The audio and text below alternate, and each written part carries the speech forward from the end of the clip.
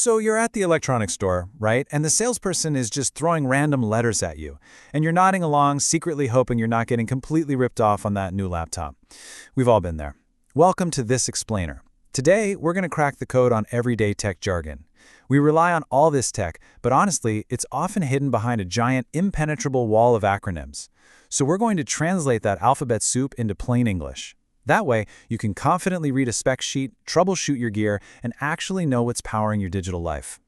We're taking an inside-out approach today. First up, hardware and storage. Second, networking and internet. Third, software and programming. And finally, number 4, emerging technologies. Section 1. Hardware and storage, building the physical machine. Ever felt totally lost looking at a laptop spec sheet? Yeah, you're absolutely not alone. You get bombarded with these terms that basically dictate what you're actually paying for. And it all starts with the brains of the operation, right? The CPU, or central processing unit, and the GPU, the graphics processing unit.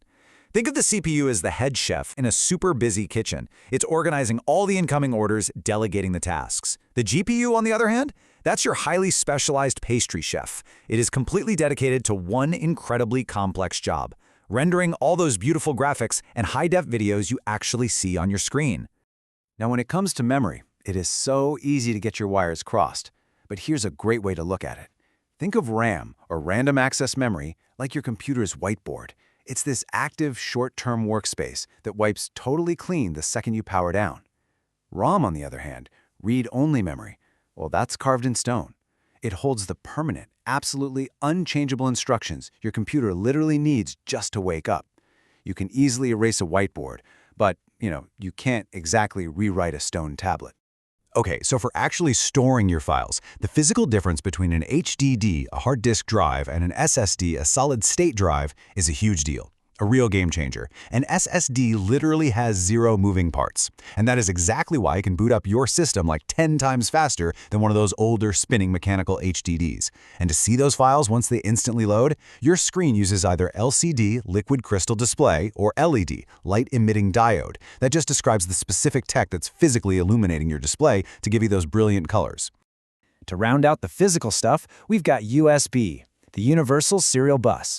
Honestly, an absolute lifesaver.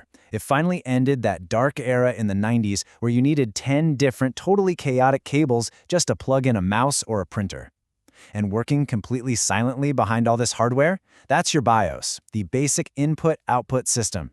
It essentially acts as the initial wake-up call and hardware check for your whole system, the exact millisecond you hit the power button. Section 2. Networking and Internet. Connecting to the world. So the scale of your connection completely changes your network type. A LAN, or local area network, is exactly what it sounds like. It connects devices in one specific confined area, like your house or an office building. A WAN, or wide area network, is the opposite. It covers massive geographic areas.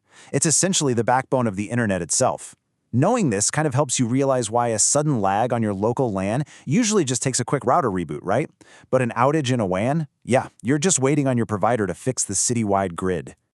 Getting online is basically an invisible 3-step journey. First up, your ISP, your internet service provider. They lay down the raw pipeline right to your house. Then, say you type in a website name like google.com. The DNS, the domain name system, steps in like a massive digital phone book. It instantly translates that human-readable name into machine-ready numbers. And that routing drops you right at the URL, the Uniform Resource Locator. That's the exact specific web address you land on to read that article or watch a video. Let's put this into practice. Imagine you're at a local coffee shop. You're connecting wirelessly via Wi-Fi, wireless fidelity, to browse the www, the World Wide Web.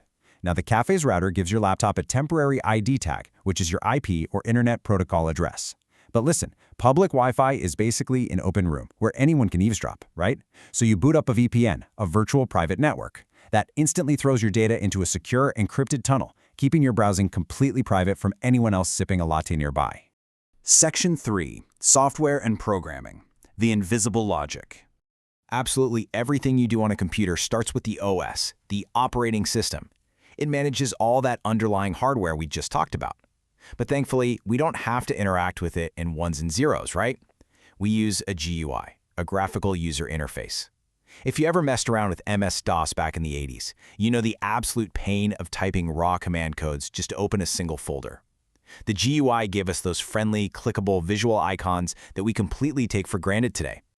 When you're browsing the web, the absolutely most crucial letter you need to look out for is S. HTTP, or Hypertext Transfer Protocol, is the standard, but HTTPS adds secure to the end. That one simple S means your connection is fully encrypted. It's literally the only reason your credit card info, your banking passwords, and all your personal data stay completely safe from prying eyes when you're checking out online. All these core building blocks are constantly working together to give you a seamless experience, like when you open up a banking app. HTML, Hypertext Markup Language, is physically structuring the text and the page layout. Behind the scenes, SQL, Structured Query Language, is managing the massive databases that hold your entire transaction history. Then APIs, Application Programming Interfaces, act like these digital bridges so your bank's app can instantly talk to, say, Apple Pay. And when you finally download that monthly statement, it arrives as a PDF, a portable document format, keeping the layout perfectly frozen and readable on literally any screen. Section 4. Emerging Technologies. Looking to the future. These acronyms are literally already running our lives behind the scenes. AI, artificial intelligence, gives us the broad framework for smart machines, while ML, machine learning, is the specific engine that actually teaches computers to adapt on their own. It's exactly what's powering those highly addictive social media algorithms, by the way. Meanwhile, VR, virtual reality, essentially blindfolds you to completely immerse you in a generated digital world, whereas AR, augmented reality, just projects digital info, like walking directions on Google Maps, right over your actual view of the real physical street. So, from checking your morning Wi-Fi to the AI algorithms curating your feeds, this whole alphabet soup is basically the invisible scaffolding of modern life. It's fast, sure, but hopefully, it's no longer a mystery to you. But we all know technology never actually stops moving, right? So as we wrap up this explainer, I want you to ask yourself, what is the next three-letter acronym that hasn't even been invented yet, but is going to completely run our lives a decade from now? Thanks for joining me today, and keep learning.